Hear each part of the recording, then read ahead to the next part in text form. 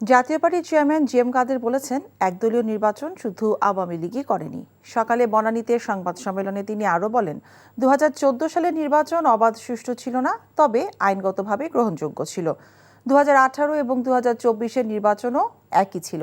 কার্যকরভাবে দেশ চালাতে অন্তর্বর্তীকালীন সরকার হোঁচট খাচ্ছে বলেও মন্তব্য করেন জি.এম কাদের। প্রধানমন্ত্রী সর্বোচ্চ দুবারের বেশি পদে অধিষ্ঠিত হতে পারবেন না।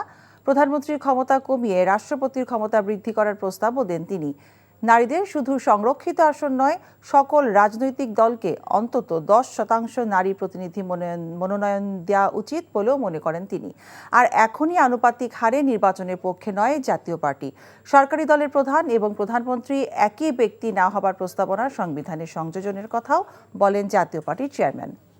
2014 নির্বাচন অবাধ হয়নি, সুষ্ঠু হয়নি, অন্তর্ভুক্তিমূলক হয়নি।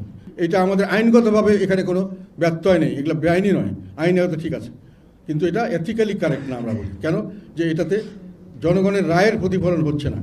বর্তমান পরিস্থিতিতে যে নির্বাচনের ব্যবস্থা করা হচ্ছে, অনেকে নির্বাচন দাবি করছেন।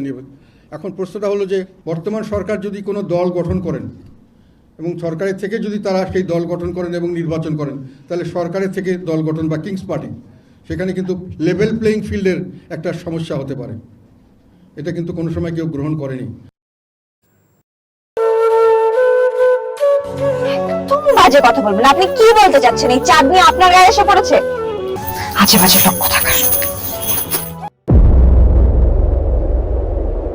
তোমার নাম তো উজান চৌধুরী, কিন্তু আপনি কে? আমারে তোমার চেনার কথা না, তোমার দাদার আমলের মানুষ। আমার নাম সাজবাতি। চাঁদনি, আবার কবে দেখা হবে? আমি ওসমান। তুমি এত দেরি করে এলে কেন? আমি তো এই ফার্স্ট টাইম এখানে এলাম। আমি তোকে অনেক বছর ধরে খুঁজে বেড়াচ্ছি। এই সব কিছুর জন্য তুই দায়ী।